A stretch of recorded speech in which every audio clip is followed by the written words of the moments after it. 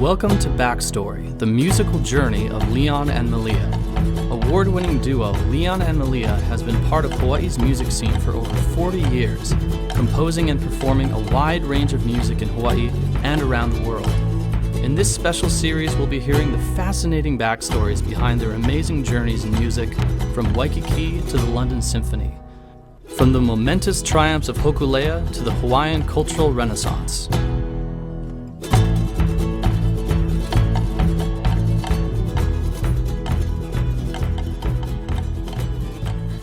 Aloha, aloha mai kākou. I'm Kimo Kahoolawe. It's an honor to be here with you, welcoming you to BackStory, the musical journey of Leon and Malia. Today, we're going to be hearing some fascinating stories behind the music that has helped to shape Hawaii with their signature on it, their artful signature of music, of recognition of culture, of a wonderful care for our community and our children. In past episodes of BackStory, we discussed the music they composed and many projects that they produced, children's music, film soundtracks, to recording in the London Symphony Orchestra. Beautiful to be there and to be able to share in the music. Indeed, digital recording was at that time very, very special. What we haven't talked about yet is Leon and Malia as performers. So today, we're going to be focusing on the performance side of Leon and Malia, specifically performances here in Hawaii. Wow. Okay, so first thing is, aloha. Aloha. Welcome. Good to see you folks again. Always good to see you. And you know, you folks are always doing stuff. You're always doing something that counts and that makes it happen. I think that's part of living, yeah? Mm-hmm. Yeah, it is. It's part of what we do, you know. Taking in, but giving back, you know. All of us give back. Look at you. You do it so well. Yes. Well, Yes. It's wonderful to be here with you. And Well. speaking of that, Yes. look who's Well, got a actually, Martin yeah. guitar I here. brought this guitar. This is a guitar that I bought when I was 15 years old. And so it's not the one I learned on, but it's the one that I really, you know, grew up on. Uh-huh. And it's traveled all over the place with me to Europe and all across the U.S. And how much did it cost when you bought it? It cost me $55. Oh my God. Wow, in those Because- days, that was big money. Well, it was actually it was a pretty good deal back in those days too, because my friend who was going to be a guitar player decided he wanted to play drums instead. Ah, So okay. he sold me his guitar. Right. Yeah. Anyway, so this has been in all kinds of recordings and all over the place. So it's a historic guitar. I just wanted to bring it to you Well, because we're talking about why don't you performance. just play a little? Actually, I've been traveling a lot. I haven't played in like 8 weeks. at Well, least. just a little between you two, because you know you want the flavor of Leon and Malia. And what's your favorite song to sing together? Many songs, but island music is always the one that we'd be all over the world, but we'd always come back to this song because it would always bring us home. Share a little bit. All right, Small. Sometimes when I get lonely and I'm far away from home, which we were many I times. dream about songs of yesterday. In my dreaming I can see the scenes of long ago. In my dream I hear the music play in the island way. And there's something about old time island music. Oh, the melodies will steal your heart away. And it's that warm Pacific old time island music. And it makes you wish that you could always stay.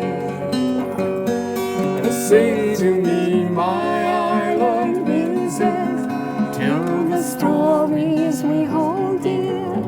Let that island music echo through the years. There you go. Oh, So we how would sing beautiful, that beautiful. all over the world. Ladies and gentlemen, Leon and Malia. Wow.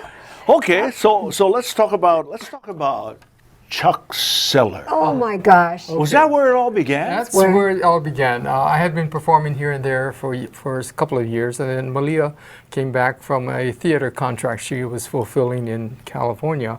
And so on the day I picked her, or a friend of mine picked her up at the airport, and brought her to Chuck Seller because I was performing late that night. And so I called her up on stage, and immediately the manager said, "Can you guys sing here regularly?" Can you come in tomorrow? So Yes. you can come in tomorrow.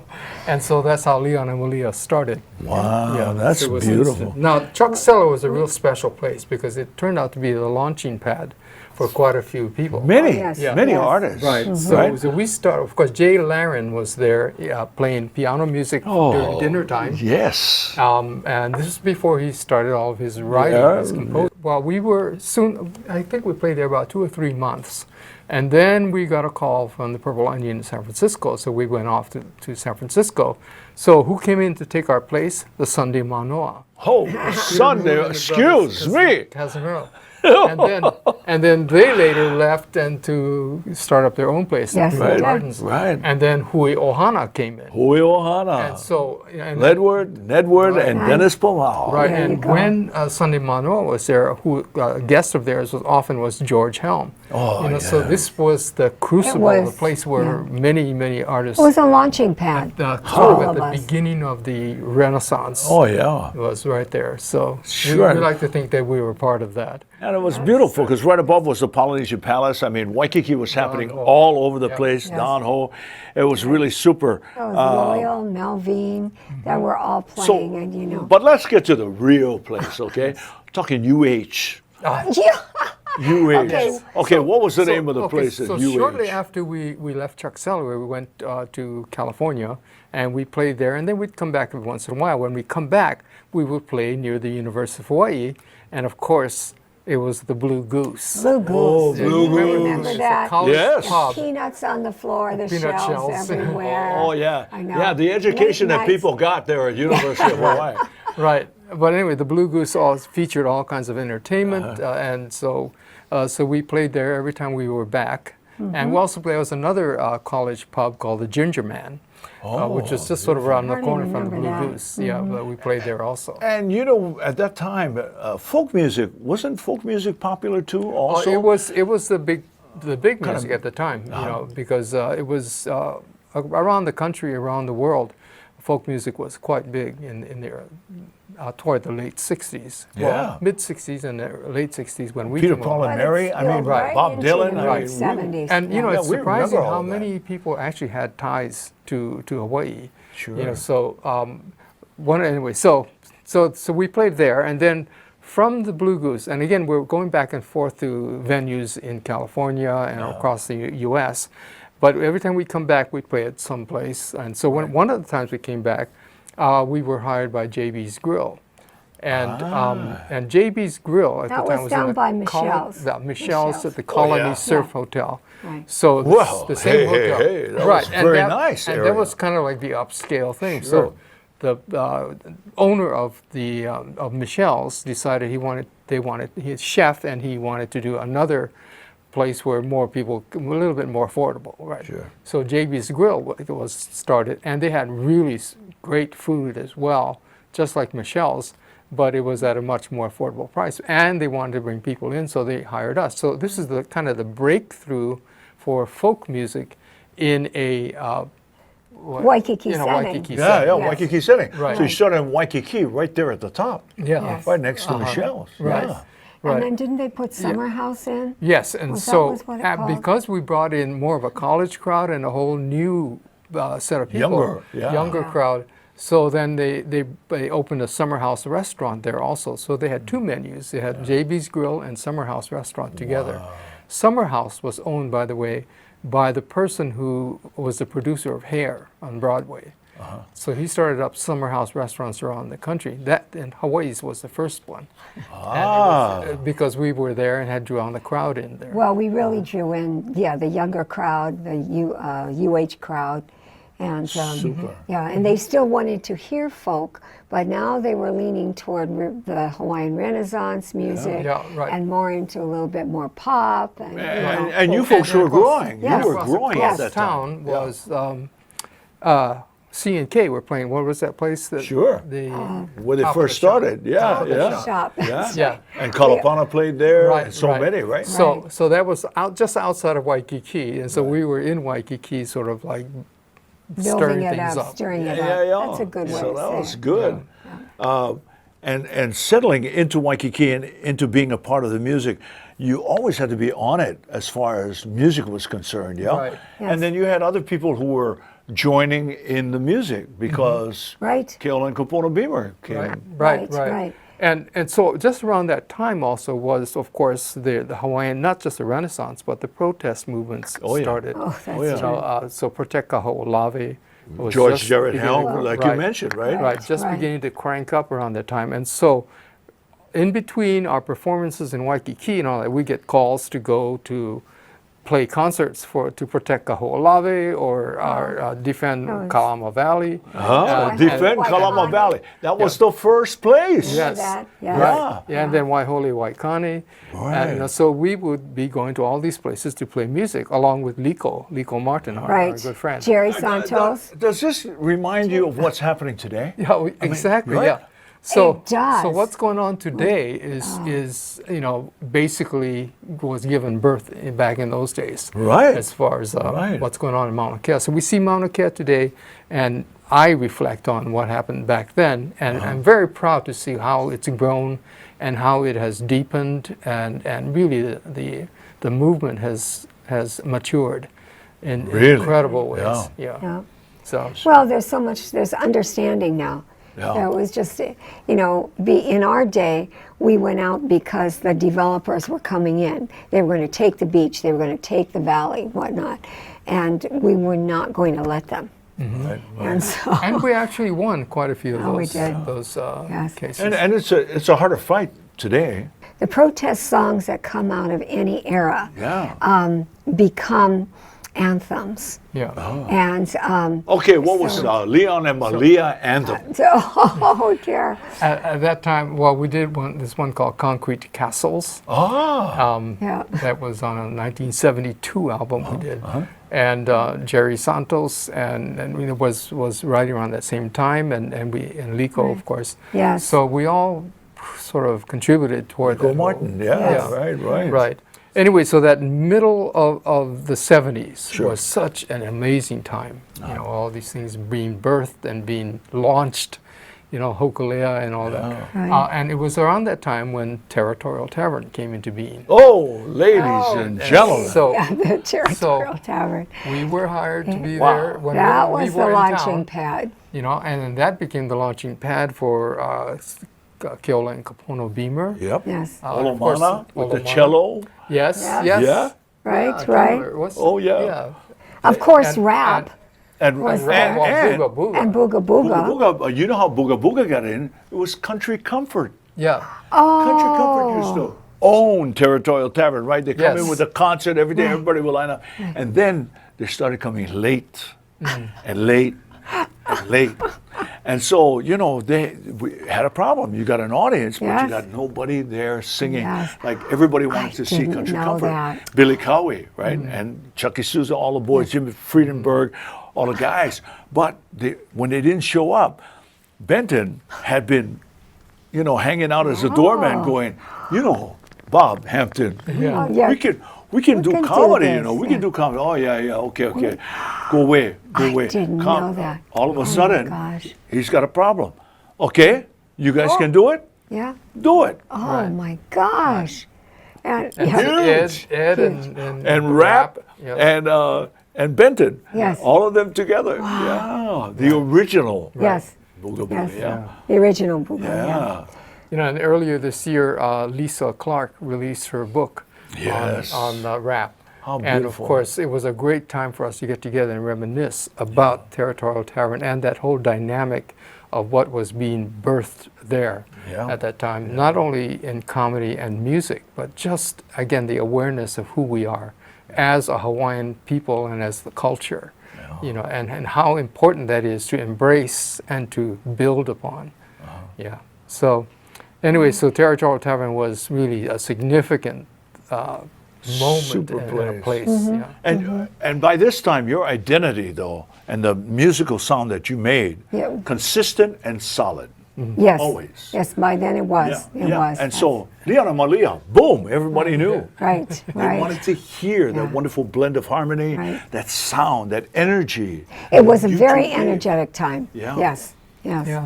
So back and forth, but yes, we did. And the ironic thing, however, is that we not only fit into what was at that time the cutting edge of Hawaiian music, Yeah. but we were also fitting into Waikiki, you know, Right. and The visitor industry, the visitor right? Yes. industry. It was And- growing. Right, Yes. and what we were trying to do at that time is one to not to so much cater to the visitor industry, but to make them aware a little bit more of how the length and breadth of Hawaiian music.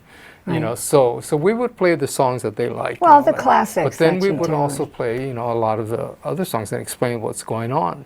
Exactly. And- Because you start off with the audiences and Yes. you bring them in. Right. Yes. That's what you Right. did. Yes, yes. Yeah, So so cool. we spent all this time playing at the Moana Hotel, the Royal Hawaiian, and all those places over the years. Just See, that's beautiful Right. to know that, you know, you sat there and before you, many years before you was Pua Almeida yes, Yes. at the Moana Hotel, Yes. right? Yeah. Yes. Tavana and his show at the Yes. Moana Hotel. Oh, yes. There were a lot of different Yeah. things. And here you are, you're there. Right. Royal Hawaiian Hotel. Pops Gabby Pahinui was playing a steel guitar Right. for Andy Cummings. Yeah. Hadn't even touched the Kahoolawe yet, way back in the day. Yeah. In the So day. what you shared and what you became a part of was not only visitor oriented, it was indeed local Hawaiian style. so Pops loaned me his steel guitar one time. What?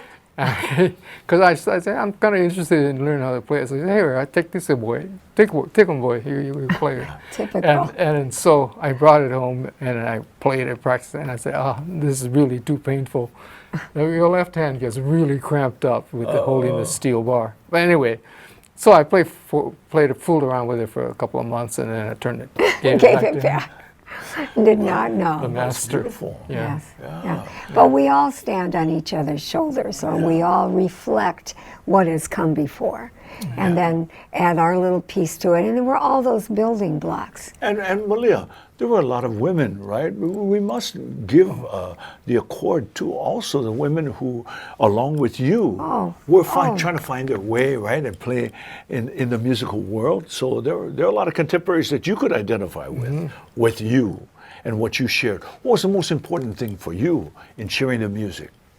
I would have to say it was making sure it was honest, and that the bottom line was touching sort of the heartbeat of the land. And you folks did that. You did it so well. You know, and talking together, having two people to be able to relate and share. Yes. I mean, needless to say, the world isn't perfect, folks. No, it's not yeah. all goody-goody all the time. Okay? But we do, by communication, right, we do learn a lot, Yes. even from each other. Yes. Yeah. And in those days, too, in all of the early days of that sort of thing in Waikiki and whatnot, we became kind of a bridge because with the Hawaiian side and the Haole side and And the folk music side. and the visitors that were all there from all parts of the world, they could identify with both areas. Yeah, or at least be exposed to it in a friendly way. Right, You know. right. Right, so we could be sort of, the ambassadors at the moment when Okay. we're on stage. Okay, I see here it says Hilton Hawaiian Village Shell Bar. Oh, remember Yeah. the Shell Bar now, Yes. really, in those days, yes. You know, that was the home of Connie Stevens Yes. and Hawaiian Eye, It the was. television show, Yeah, folks. right, and they're saying, Nobody what show remembers is it that? anymore. I know, But nobody that was remembers in it. the- That was in the We'll figure it 50s. out later. Yeah. Yes, so that was the place, the Shell Bar, is where she Yes. performed. And then, of course, later it was Arthur Lyman. Arthur Lyman. Right, And his which we group. spent a lot of time So, with him. so we had spent quite a bit of time with Arthur when I first moved over here to Oahu. Wow. And so he was been a longtime friend. So that music, the song I started playing earlier, Island Music, we did a recording of it in 1979, and Arthur Lyman plays vibes on it. Wow. Yeah. Yes. So Yes. we're going to be re-releasing Whoop, here it comes. that version along with another album that we releasing. But And you folks met many people like that. yes, yeah, we've had the really fortune of just being around people and learning from them, and and knowing them as people, not as celebrities. Right.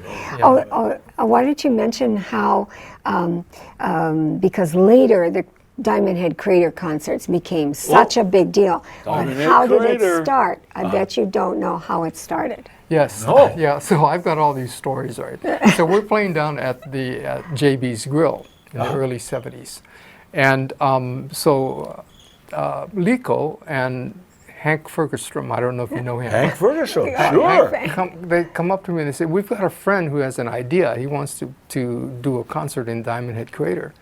And I said, "Wow, that's a great idea. Go for it, right?" So the friend was a guy named Herb Brentlinger.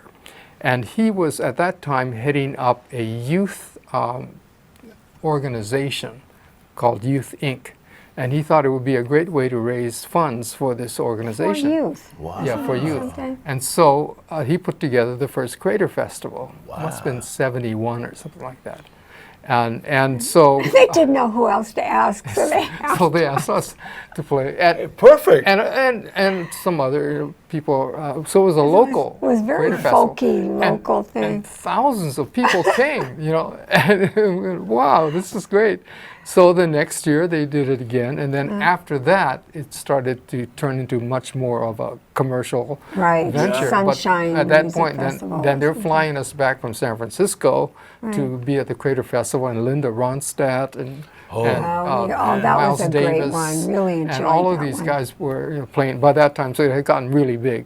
So the whole thing had started out of course, the whole experience of Raising money for youth. yeah. How's that? Yeah. So a it was. story you It was don't really hear neat. very And so for often. years, it went on as the Crater Festival. And this is what's important, ladies and gentlemen, that your experiences and whatever you go through, you may not be the perfect things in the world, may not be for the biggest money, but what they do is they give you something that can never be taken away. Yes. A wonderful experience. Experience. Yes, That's correct. That's right. Yeah, and so Jerry Santos and Gail Capono Beamer and all these people played at the Crater Festival. Oh, yeah. Steve Mahi. Yeah. Yeah. I mean, And Mahi. So, Still Mahi. yeah. So many guys, sharing in their skills. But Leon&Malia also, I mean, when you think about it, right, folks, ladies and gentlemen, this was a dynamic group, and they were their own entity in Waikiki, because nobody else was like them. Nobody else had that wonderful combo, that sound that you two had. Great harmony, great energy. Yes. And doing things that weren't just commercial. Right. Right. It came from the folk roots of wanting to actually sing something that meant something. The words that you use really got to. But at the same time, we were all not only experiencing that, but being able to share Hawaii. Yes. Because the visitors wanted to come Yes. and be a part of the islands. Right, right. And so the stories that you had, the Right. music that you shared was Right. like many of the Right. popular Well, artists and it kept throughout crossing. Waikiki. Yeah? It just kept crossing because we have folk music and then we have Hawaiian Renaissance and we have this and we're getting more into pop and we're doing the orchestra and it just was crazy. So we kept getting into different areas of music. Yeah. So, and performing, which is, the emphasis of this particular episode, just being able to perform in front of people. And there were many other types of performances that we did having to do with concerts. Right. Now we're talking. So, Classical. yeah, Yes. classical music with the Avenues, Honolulu right? Symphony. Yeah. We did over 50 concerts with the Honolulu Symphony, live concerts. Wow. Yeah, but anyway, so besides these concerts that we were doing with the Honolulu Symphony, we were also doing these rock concerts. Rock Yeah, concerts? So we did these performances in the HIC at the time, the Remember it concert was hall, called HIC. the Honolulu then. International Center Concert Hall with the symphony. And on we'd go weekends, to the we would arena. do at Go to something the in the arena. arena And we would do the warm-up music for like Jeff Beck, Stephen Stills, Leon Russell, Jethro Tull, Uncle Tom. Moffat, he's the one who put us on that. Yeah. He decided to put us on as a real contrast to the music that was going on. So it was really kind of an interesting thing because people came to hear Jethro Tull, right? And they'd hear Leon&Malia. The response was always fantastic. So Tom kept doing that. Yeah, because you weren't trying to imitate the Not main at act, all. right? We were very different. Yeah. And we were local. And so Thank you, Uncle Tom. Yes, Yeah. that's right. Thank you. Yeah. You know, and as we look at this portion of your wonderful contributions and sharing, Leon. At this portion, well, again, we're focusing on the performances, you know, so it's been the ability or the opportunity to relate to people on a one-to-one basis. Because recording is one thing, composing is another thing. But when you get to actually have an interaction with an audience and get a favorable response, and you know, this is really not only reassuring, but it also helps to lift everybody's. So, is there anything else you folks would like to round Well, up for I this? think we're done with the part about Backstory. Hawaii. You know, it's just that this has been our most favorite place to perform, and we've had, like I said, many opportunities and blessings to be able to relate to our people and relate to all the visitors that come through here as well. We're Okay. going to talk about that, so stay tuned.